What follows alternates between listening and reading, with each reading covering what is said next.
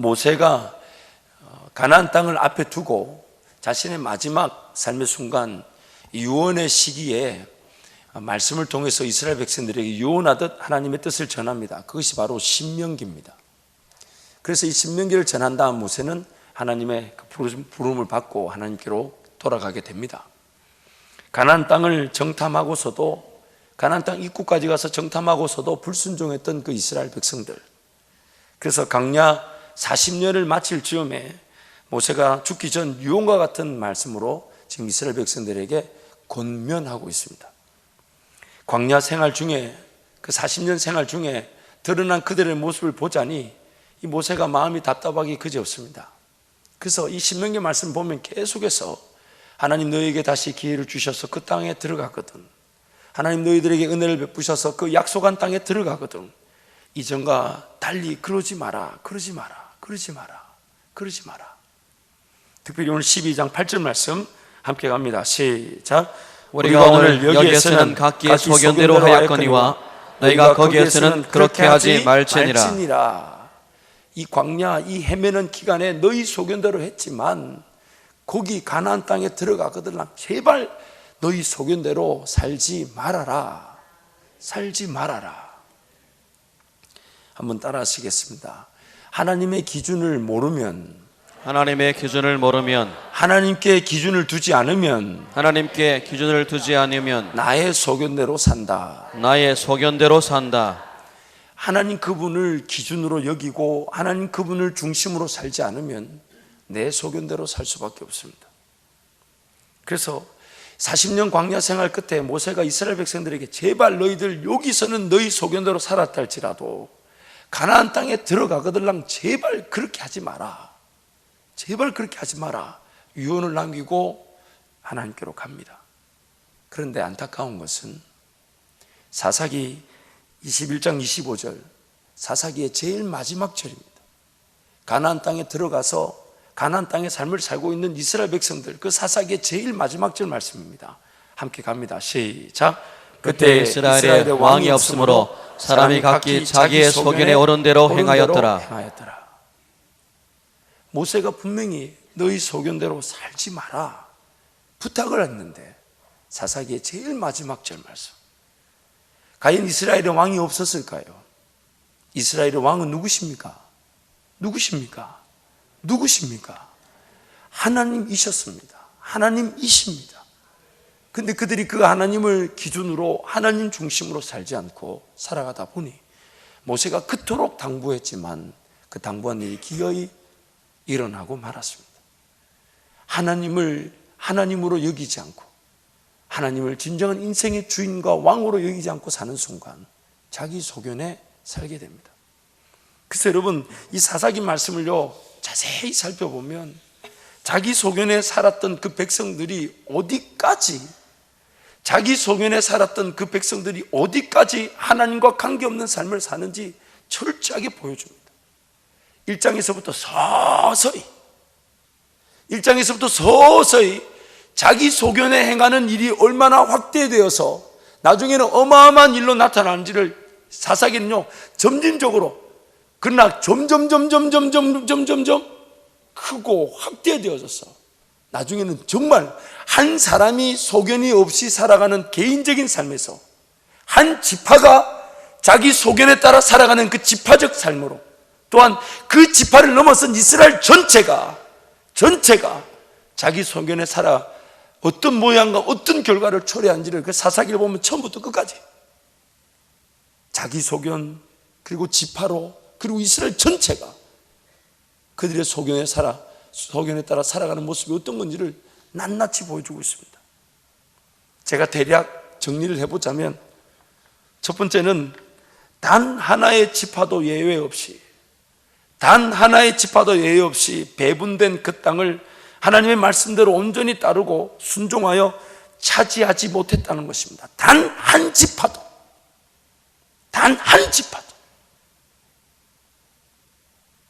두 번째는 심지어 단 지파는 그 분배된 자기네들에게 주어진 땅, 그 땅에 아무리 족속의 강성함에 두려워서 칼 한 번, 전쟁 한 번 들어보고 치러보지 못한 채 자기네들이 그 땅에 들어가 살 것을 포기하고 약속의 땅 지경을 넘어서서 북쪽으로 160km 이상을 걸어 올라가서 라이스라는 땅, 그래서 성경이 이렇게 말합니다.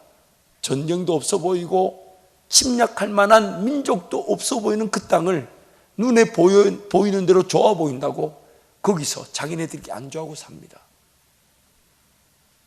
그래서 요한계시록에 보면 영적 지파들에게 하나님의 유산이 물려지는 그 영적 지파의 계보에 단 지파는 이름조차 등장하지 않습니다. 전쟁을 맛보지도 취하지도 승리를 경험하지도 심지어 골짜기로 쫓겨나 살다가 도저히 골짜기에는 의자 하나 제대로 놓을 수 없는 상태니 자기네들끼리 살만한 땅을 하나님이 약속한 땅을 저버리고 자기네들이 눈에 보이는 땅을 쫓아 올라가 버리고 맙니다. 그들의 소견에 따라 삽니다. 또 세 번째는 그 백성들이 쫓아내지 아니한 그 땅 거민들을 하나님 역시 쫓아내지 않겠다고 하셨습니다. 그리고 이미 말씀하신 대로 그들이 쫓아내지 않은 그 거민들은 그 땅 가운데 이스라엘 백성들에게 올무와 가시가 되죠. 눈에 올무와 옆구리에 가시가 됩니다. 그것으로 상처 입고 아픔 당하고 고통 당하고, 그래서 울부짖으면 하나님이 사사를 세워 구원해내시고, 그러다 또 하나님을 저버리고 그 올무와 가시로 인해 또 아픔을 당하고 울부짖으면 또 하나님이 사사를 세워 또 구원하시고, 그런 다람쥐 쳇바퀴 돌아가던 그런 삶에 빠지게 됩니다.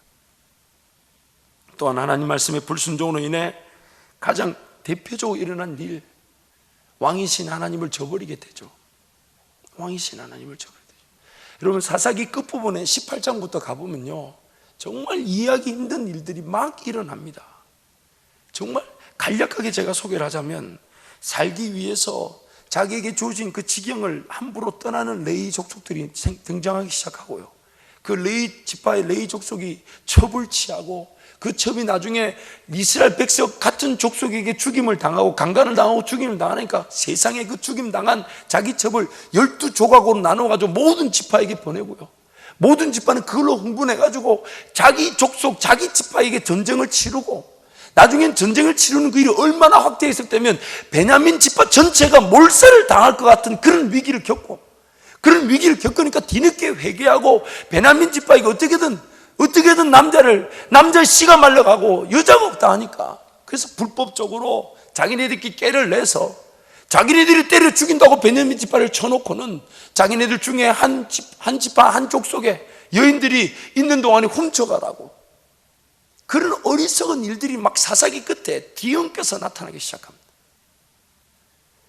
각 개개인이 하나님의 말씀, 하나님을 중심으로 두지 않고 살다 보니 자기 소견에 따른 삶을 살게 되고, 자기 소견에 따른 삶을 살다 보니 그 지파 전체가 그들의 소견에 오른 대로 살아가고, 그러다 그 지파가 확대되니 이스라엘 전체가 하나님이 왕이심에도 왕을 저버리고 그들의 소견에 오른 대로 행하는. 그래서 사무엘상에 보면 그들의 마지막 모습을 이렇게 말합니다. 하나님의 말씀이 희귀하여 이상이 흔히 보이지 않더라. 사무엘상 3장 1절 말씀에 하나님의 여호와의 말씀이 희귀하여. 왜요? 하나님 말씀 없이도 살아갈 것이냐, 자기 소견을 의지하고 살기 때문에. 사사기를 보면 12명의 사사 중에 반은 좀 닮고 싶은 사사예요. 반은 참 괜찮다. 근데 반은 도저히 뭐 내용도 없고 자녀만 실컷 낳았다가 죽었다는 사사도 있고, 6명은 그래요. 근데 왜 그런 사사들이 세워졌을까? 두 가지 의미가 있습니다. 첫 번째는 세울 만한 사람이 없어요. 두 번째는 그 사람을 그렇게 세워도 백성들이 그렇게 아파하거나 힘들어하지 않았어요. 여러분, 저는 사사기 말씀 묵상할 때마다 제 자신을, 그리고 여러분을 위해 기도할 때마다, 하나님, 제가 감히 이런 상황에 리더가 되지 않게 해주십시오. 우리 모든 성도가 착각해서 저도 그렇게 실력이 없고 저도 전혀 쓸모없는 설 자리가 아닌데 선것을 용납해주는 같이 낮아진 자리에서 각자의 소견을 가지고 정하지 않게 도와주십시오. 정말 두렵고 떨리는 마음으로 기도합니다. 내일이라도, 아니 지금이라도 하나님 더 좋은 리더가 있고 더 좋은 사람이 있다. 그래서 이 한밭제일교회가 더 은혜에 세워져야 된다면 하나님, 제가 그분을 섬기겠습니다.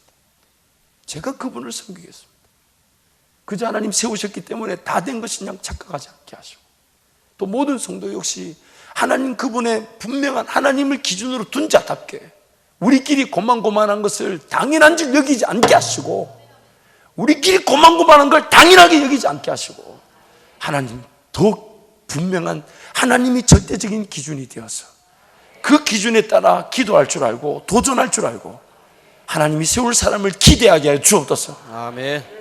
여러분, 그것이 오늘 우리에게 기준이 되어야 합니다. 지난 약 8주 동안 여러분, 이 기준, 반석, 기초, 구별됨, 거룩이라는 것에 대해서 살펴보았습니다.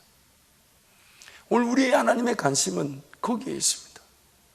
하나님의 관심은 하나님 그분 앞에서 하나님을 중심으로 둔, 하나님을 기준으로 둔 분명한 가치를, 하나님을 기준으로 둔 가치를 삶에 가득 채우고 있는 사람들, 그 어떤 일이 일어나도 기초로 여기고 절대 우선순위로 결코 흔들리거나 타협됨이 없는 하나님을 중심으로 둔, 하나님을 기준으로 둔 그 사람들, 하나님 그 사람을 지금도 찾고 계십니다. 가끔씩 여러분 뭔가 기도하다가 결정해야 될 때, 그래서 결정할 때 이런 기분이 든다면 정말 금식하고 회개하고 기도해야 됩니다. 지금 내가 이거 최선이긴 하지만, 이 결정이 최선이긴 하지만 뭔가 아쉽고 뭔가 부족한 듯 느껴지거들랑 그 결정하지 마십시오. 어쩔 수 없이 결정해야 되는 하나님의 사람의 길은 없습니다. 왜냐하면 하나님이 지켜보고 계시고 하나님이 살아계시니까. 아직도 뭔가 좀 아쉽고 뭔가 부족하고 시원하지 않는데 결정해야 될 것 같아서 그냥 어쩔 수 없이 결정하는 그런 최선의 결정은 하나님께 용납되지 않습니다. 용납되지 않습니다. 차라리 내가 하나님 은혜를 보기 위해 이 땅의 삶이 끝이 날지언정, 이 땅의 삶이 끝이 나서 주님을 만나 뵐지언정, 하나님의 절대적인 기준 앞에서 결정되어지게 하여 주옵소서. 아멘. 그래서 그런 결정을 할 때 의심이 없습니다. 뭐 두려움 이런 게 없어요. 뭐 긴가민가 애매하고 이런 게 없다니까요. 하나님이 뜻을 드러내시고 일하실 때에 우리 가운데 어떻게 애매함이 있겠습니까? 감격과 기쁨으로 쫓아가고 헌신과 수고의 자세를 가지고 덤벼들게 돼 있지. 내가 정말 하나님 나에게 뜻을 보이신 것으로 기뻐하고 그 어떤 사람의 많고 적음, 돈이 있고 없고를 따지지 않습니다. 그저 하나님 나에게 말씀하셨던 이유로 달려가지. 그리고 그 일에 내가 헌신할 수 있고 내가 더 수고할 수 있고 내가 더 무릎을 꿇고 기도할 수 있는 걸 즐거움을 알지.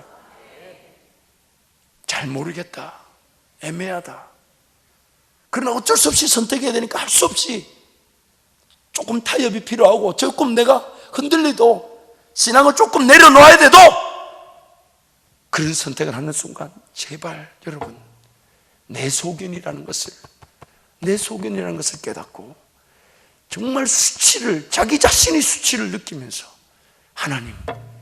하나님이 절대적인 기준이 되지 못함을 용서해 주십시오. 용서해 주십시오. 바들바들 떨릴 수 있습니다. 두렵죠. 과연 이렇게 시작해도 될까? 이렇게 무작정 기다려도 될까? 여러분 잊지 마십시오. 공중의 새도 들의 풀도 입히시고 먹이시는 하나님이 우리를 결코 저버리지 않습니다. 우리를 결코 저버리지 않습니다. 단지 내 생각에 죽을 것 같고, 내 생각에 이 길이 아니면 안 될 것 같고, 내 생각에 지금 당장 정하지 않으면 놓칠 것 같은 것이지, 하나님께는 그렇지 않습니다. 왜냐하면 타협하고 어쩔 수 없이 세상의 기준으로 선택한 것은 하나님이 그것을 들어 쓰실 수가 들어 쓰실 수가, 들어 쓰시겠어요? 안 쓰시겠어요? 쓰실 수 없죠. 그리고 무너질 수밖에 없습니다. 그러나 분명히 하나님을 기초로 두고 하나님 앞에 시간을 내어드리고 그 시간만큼, 그러나 얼마 안 되는 월급이랄지라도 그걸로 하나님과 예배하는 시간, 내 기도 시간, 하나님과 관계의 시간을 지켜나가면서 그 시간을 하나님께 내어드리기 시작하면 그 시간은 반드시 하나님의 방법의 훈련의 시간이고 단련의 시간이고 성령을 쫓아가서 성령으로 따라 심는 시간이기 때문에 그 거두는 법칙이 30배, 60배, 100배가 되는 것입니다. 아멘. 여러분, 창세기에 이삭이 분명히 거두었던 100배의 사건이 있었죠. 단 1년 만에 그 해에 100배의 결실을 얻었더라. 그 해에 100배의 결실을 얻었더라. 하나님의 역사가 바로 이러한 것입니다. 지금 당장 나이가 제대로 준비되지 못해서 내가 그동안 하나님을 절대적인 기준으로 삼지 못하여 걸어왔기 때문에 지금 어쩌면 인내하라 하실 수 있고 참고 견디라 하실 수 있습니다. 그렇기 때문에 바들바들 떨리죠. 참 신기한 것은 세상에서는 고만고만한 일들이 계속 나에게 일하러 오라고 얘기합니다. 이만하면 족하지 않냐, 이만하면 월급을 좀 더 줄게, 이만하면 내일 인정해 줄게. 그러나 그 시간을 쫓아가다 보면 내가 지금 하나님께 드리기로 작정한 이 예배 시간과 하나님과의 관계 시간이 타협되고 흔들릴 수밖에 없어요. 왜요? 마귀도 나의 영적 형편을 잘 알고 나의 영적 기준을 아니까. 그래서 그걸로 자꾸만 우리를 유혹하는 겁니다. 자꾸만 유혹하는 겁니다. 야, 그 정도는 내려놔야지. 굳이 공예배 그거 다 가야 돼?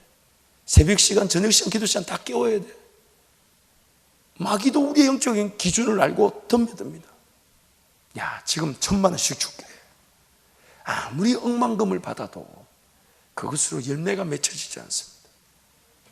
지금 당장 나를 안정하게 만드는 월급이랄지라도 하나님을 기준으로 삼지 않은 채 살아가는 직장 생활이라면 내려놓는 것이 가장 최우선입니다. 저도 예전에는 이 말 하기가 참 힘들었습니다. 좀 순수했죠. 내려놓으라면서 청년들이 진짜 내려놓으면 어떻게 할까 겁이 났지만 정말 감사하게도 이렇게 내려놔도 안 내려놓더라고요. 안 내려놔요. 왜냐하면 지금 저 시기 때 사실 잃는다고 뭘 얼마나 잃겠습니까? 여러분도 이미 이만큼 삶을 살아오서 아시잖아요. 다시 돌아갈 수만 있다면 정말 하나님 그분과 함께 새롭게 시작해보고 싶지 않습니까? 오늘이 그날인 줄 믿습니다. 아멘.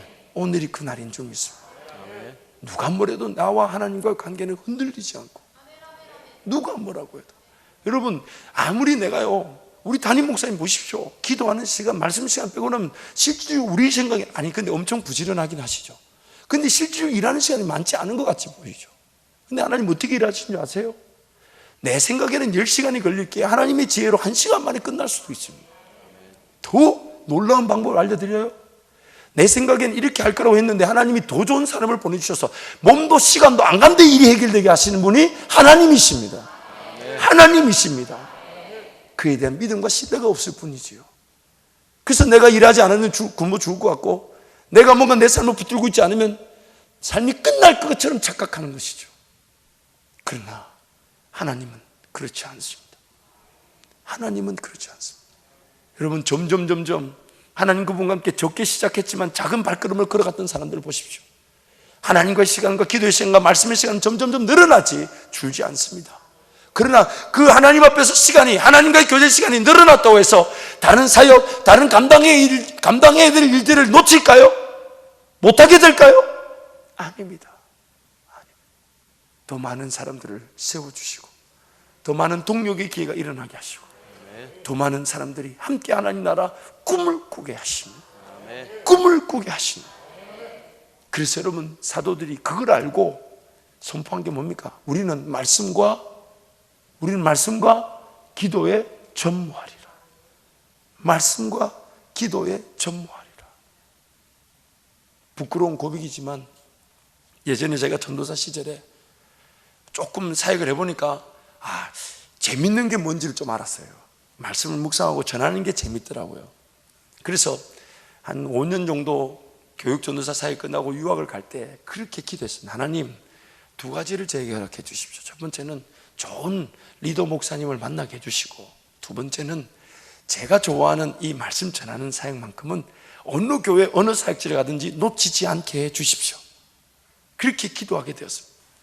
그래서 미국에서 사역을 하는 동안요, 제가 전도사인데도 새벽 예배 설교를 제가 다 감당하고요, 그리고 장례에도요, 장례하시는 분들이 하는 말이 잘 모르는 목사님보다 전도사님 낫지 않냐고. 전도사인데도 장례를 집례하고요, 결혼식도 답례하고.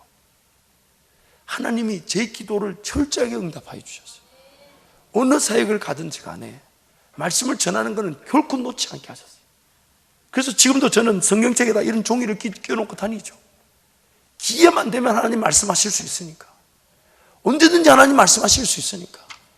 그래서 이거 적느라고 어떨 때는 하루에 6시간, 7시간도 쓴 것 같아요. 어떨 때는. 근데 그날 6시간, 7시간 이거 쓰느라고, 성경 하나님 말씀 깨닫게 하느라고 쓰느라고 시간이 헛되게 갔을까? 그렇지 않습니다. 나는 분명히 걸어가지 않은 길인데 내가 걸어가야 될 그 길을 누군가 걸어가서 일이 되게 하시고, 오히려 내가 한 것이라고 하나님 칭찬해 주시고 감당케 하셨습니다. 우리의 생각과 하나님의 생각이 다릅니다. 우리의 방법과 하나님의 방법이 다릅니다. 하나님 그분을 절대적으로 기준으로 삼고 기초로 삼고, 내가 죽으면 죽을지언정 하나님이 역사하실 때까지. 왜냐하면 그 기준으로 삼지 않으면 내 소견에 따라 가버리고, 내가 섬기는 목장이 나와 비슷한 소견을 나타내는 사람들끼리 모이게 되고, 그리고 그 목장이 모인 교회가 그런 비슷한 교회가 되어버려서 우리 모두가 자기 소견인지도 모른 채, 그래서 누군가가 용납되지 않고 이해되지 않고 받아들여지지 않는 거예요. 왜? 그 사람도 자기 소견에 판을 치고 나도 내 소견에 판을 치니까 먼저 손 내밀고 안아주고 위로하고 격려하는 게 안 되는 거예요. 될 수가 없죠. 성령을 쫓아가지 않으니, 하나님을 기준으로 두지 않으니. 그런 게 가슴이 아파야 돼요. 그런 게. 내가 누군가에게 상처를 준 것도 가슴이 아프지만, 나로 말미암아 그 사람이 나에게 상처를 준 것을 내가 알아주지 못한 것을 더 가슴 아파할 줄 알아야 되죠.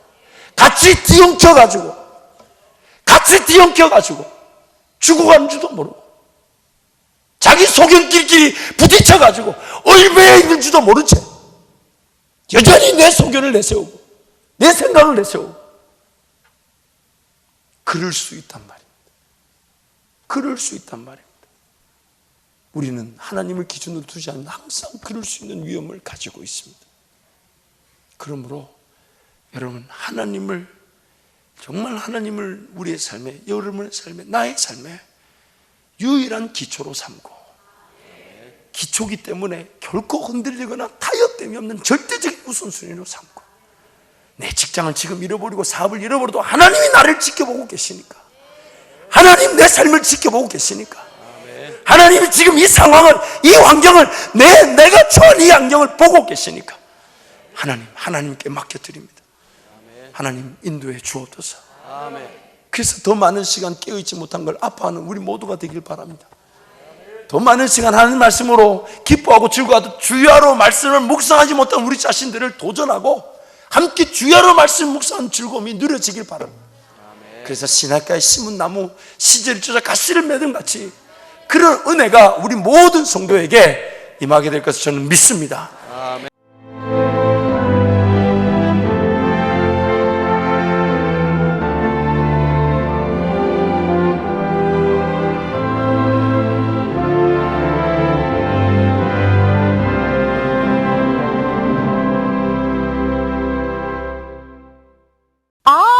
여기가 그 소문난 데일의류 도매백화점이군요. 정말 요즘 유행하는 신상품들이 다 나와 있네요. 단 한 가지를 사셔도 도매 가격에 정찰 판매니까 좋다고 소문난 데는 다 이유가 있었네요. 30년 전통의 믿음 꼭 지켜나가겠습니다. 도마동 데일의류 도매백화점.